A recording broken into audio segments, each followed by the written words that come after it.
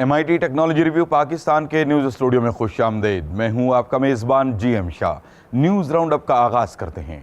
Bulletin के आगाज़ में आपको बताते हैं कि पाकिस्तान में इसी साल सस्ती इलेक्ट्रिक गाड़ियां मुतारिफ करवा दी जाएंगी। इस हवाले से इसी साल मुनाकिद की गई कराची एक्सपो में 3 मुख्तलिफ इलेक्ट्रिक गाड़ियों की नुमाइश की गई, जिनको चाइनीज़ कंपनी ने पेश किया था। बताया जा रहा है कि इस गाड़ी की ज़्यादा से ज़्यादा रफ्तार 50 किलोमीटर फी घंटा है, जबकि ये एक मरतबा के चार्ज पर 120 किलोमीटर तक सफ़र कर सकती है। एक इलेक्ट्रिक गाड़ी की कीमत 6 लाख रुपए के लगभग बताई जा रही है।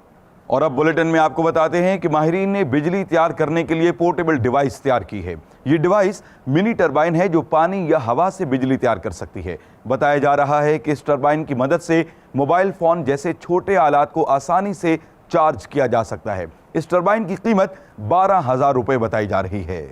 और अब बुलेटिन के आखिर में आपको एक दिलचस्प खबर बताते हैं। माहिरीन ने बिस्तर को अंदर से ठंडा करने के लिए एक डिवाइस तैयार की है। ये डिवाइस एक पंखा है जिसको खास तौर पर ऐसे अफराद के लिए तैयार किया गया है जिनको सोने के दौरान ज्यादा पसीना आता है। इस डिवाइस को बिस्तर के कोने पर आसानी से मुंसलिक किया जाता है, जिसके बाद इसे तार वाले रिमोट के जरिए कंट्रोल किया जा सकता है। इस डिवाइस की कीमत 8,500 के लगभग बताई जा रही है और इसको बी फैन के नाम से मंसूब किया गया है।